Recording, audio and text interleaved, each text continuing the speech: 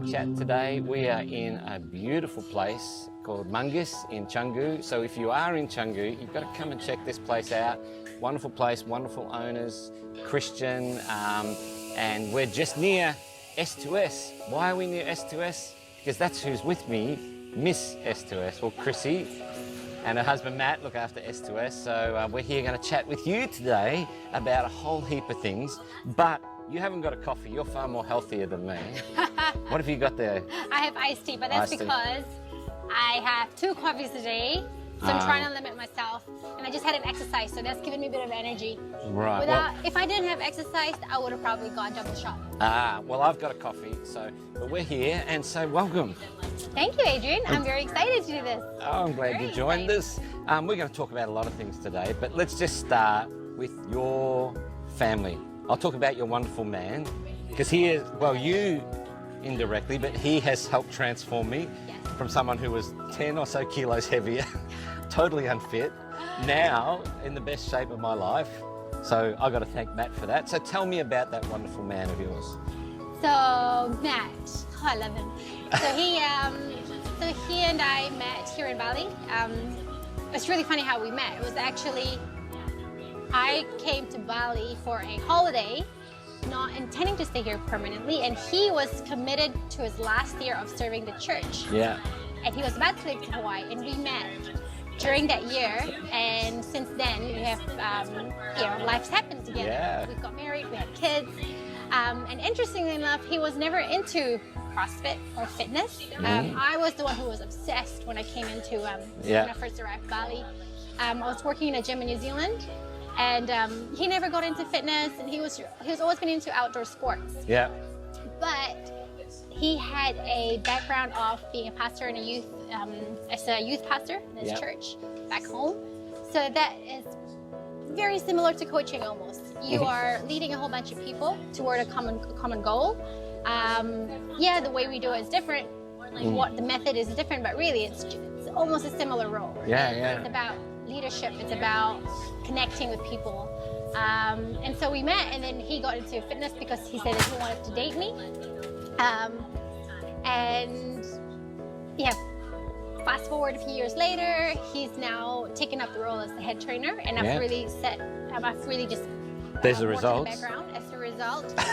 Body by Matt. Body by Matt, yes. And he's just been great. Like, even though he's not into fitness, he understood that there was like the responsibility of leading this business, because it's now our family business. And he was able to apply his experience as a youth pastor, and even serving in a church, to be able to kind of, almost like shepherding our members. Yeah. And if you're working in the fitness business, relationship is everything, more so than a training program. So he's able to really pour out his time and emotions into the members, and that's just been great for me as a wife, because when we had our kids, I felt like I'm secure. I'm secure. He'll look after the members. When you look after the members, you look after the business. So he's been a great guy. That's the thing I love about S2S is the community, the care. I mean, we're going there to work out, all those sorts of things. And in some ways, you can do those things at 100 other places. And not saying any of those places are bad.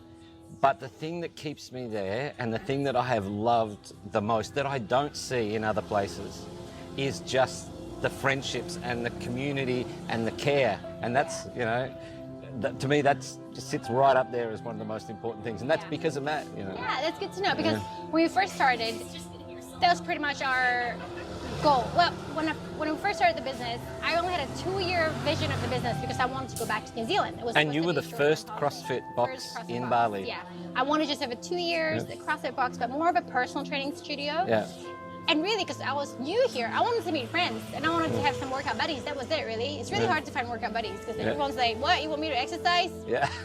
So I wanted to find some workout buddies, and then I also met Matt there. So originally it was for community, it was for friendship. And with everything that's changed around us, it's really cool that you still feel it, everyone still feels the fact that the purpose of that business, of that gym, is still the same. So it's really cool to see. Well, we'll chat a little bit about that later, because now in isolation, we're missing a bit of that. So sometimes you don't appreciate what you got till it's gone, but we'll chat about that a bit later. Let me talk about your wonderful kids. Hezekiah first. He has a place right near my heart. Oh, he loves you so much.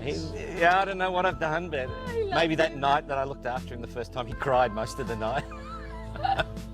But he's an awesome guy. How old's he now? He is almost 4 next month. And number 2, Kaikoa. Almost 1 year. Oh, man. Yeah. Well, I got 4, so you got 2 more to go, you know that. I'm just bracing for it.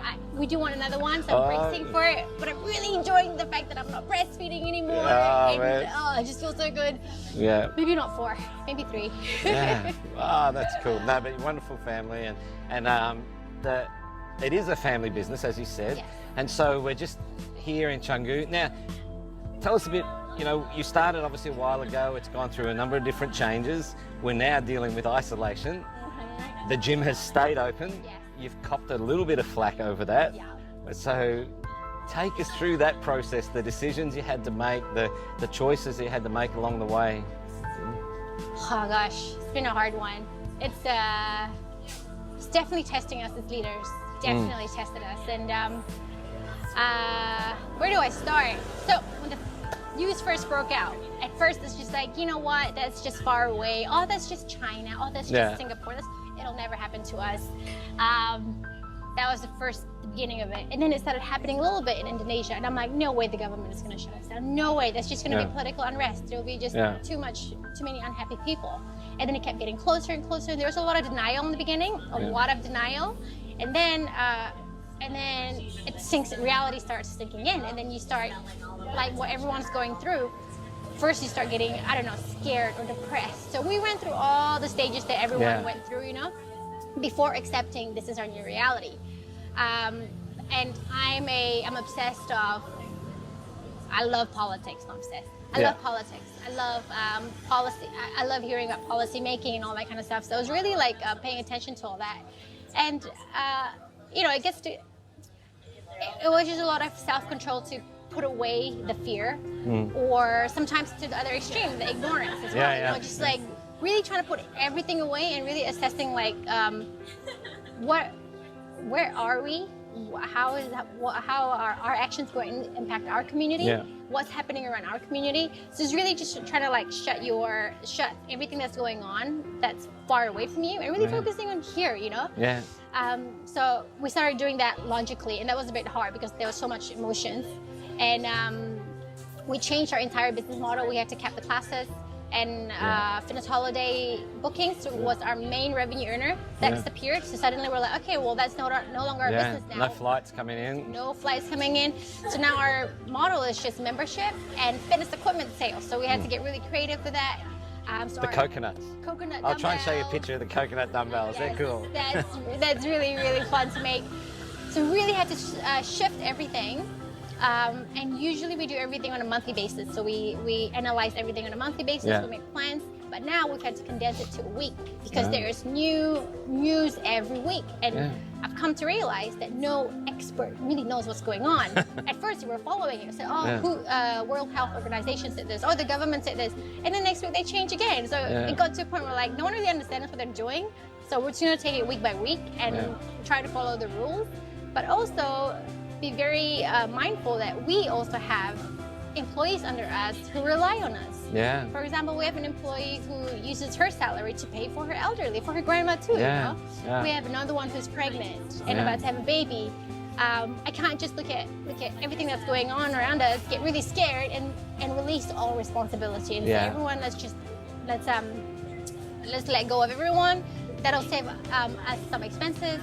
Let's just shut down and be safe. You can't do that because there is still responsibility. It impacts other people's lives. It impacts other people's lives, also their health. I mean, one is about to have a baby, you know, that's like super dangerous for her to just not have any money coming in because her partner has also been laid off, her husband.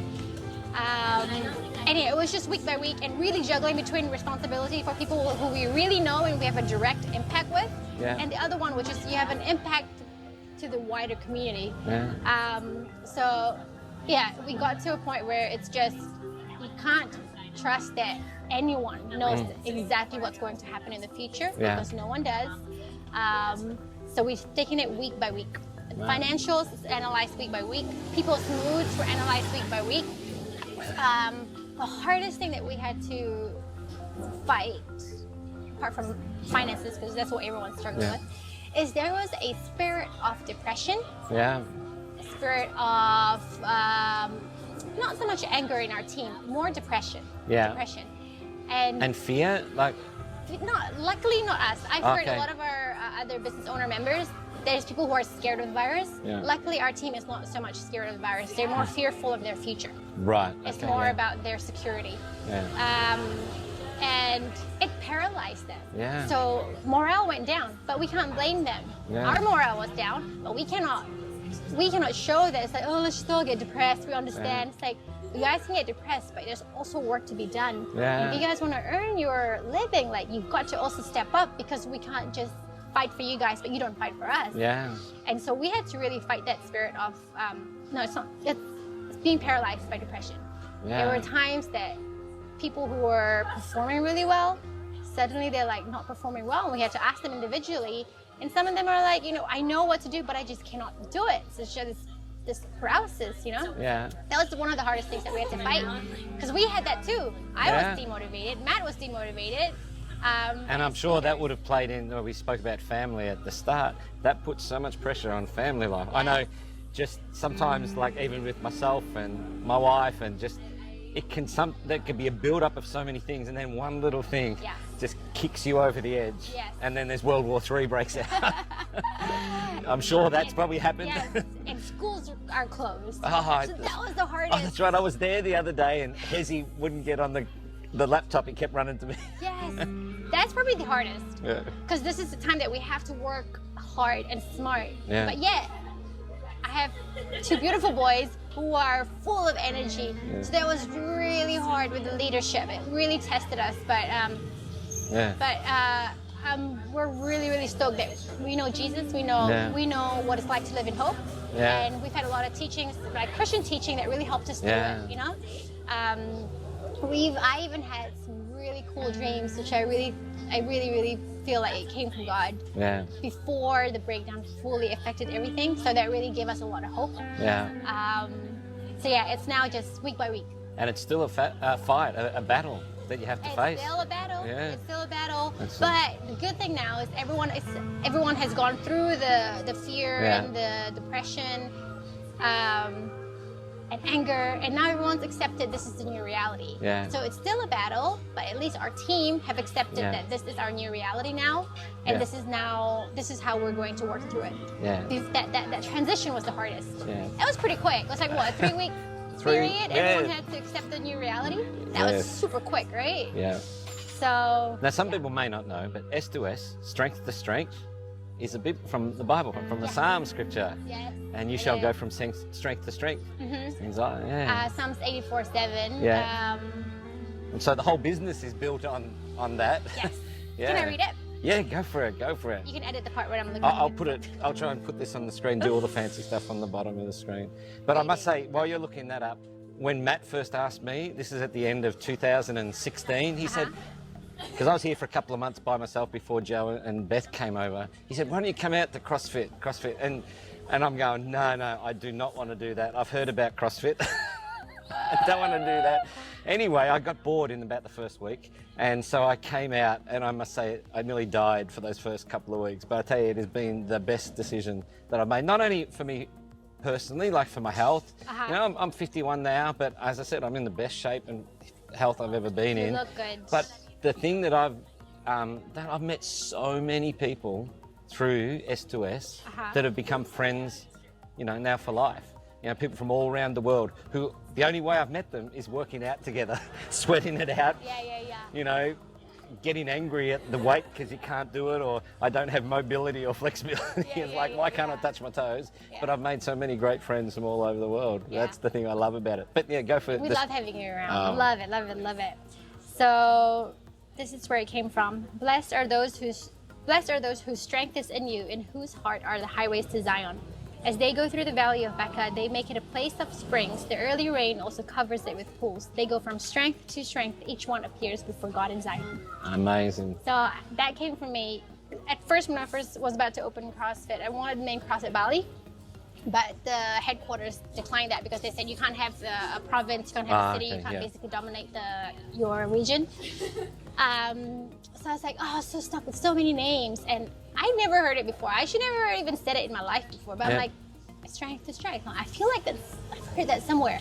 And I really felt like God really downloaded that in my mind, because I'm like, I swear that's in the Bible. Like, it was just like this name, and then I looked it up, and I'm like, oh my gosh, it's a verse. I never knew that. And this is when I only came to know Jesus a few years in when I first set up CrossFit. So I wasn't super into like all the verses and everything. Yeah. And then I looked it up. I'm like, oh my gosh, it is a Bible verse. I'm like, this must be from God. So I named it S2S. Yeah. And I think right now, for that moment that we're going through right now, is even more so, important. Yes. That there is a destination. Yes. That this is not where we're finishing. Yes. This is not where we're ending. We will get through this. Yes. And actually, we'll get through it from going from strength to strength. We'll actually grow out of this. We'll actually, learn something. Yes. If we're willing to learn, that's the thing. Yes. I know your husband speaks into my life every now and again, and last week he spoke into my life. I didn't want to listen to it at the start, but I can actually say this week that it actually has made me stronger. It's made me, better. So if we're willing to take it on, it'd be great. But it's a really good time to learn as a leader at the moment. Yeah. If you can get through this as a leader, you can get through any time. Oh yeah, we're getting there slowly. But I just want to say thanks for joining us today. It's been awesome. I've enjoyed my coffee. I hope your iced tea's been good. Yes. And thank you for joining us today. If you're in Bali, a couple of things. Make sure you check out S2S. It's just here in Canggu. Come along, work out. You will love it. Just don't say no, just do it. Is that right? Just do it. Yeah. And also check out Manggis. We're at Manggis here. Check out this cafe, a great cafe. It is just literally probably 400 metres, 500 metres from S2S, so check it out. We thank the staff here at Manggis today for looking after us, for the coffee, for the drinks, for allowing us to film here. Thank you, Chrissy, for coming. Thank you for the opportunity. And thank Matt as well. And we'll see you next time on Coffee and Chat. See ya.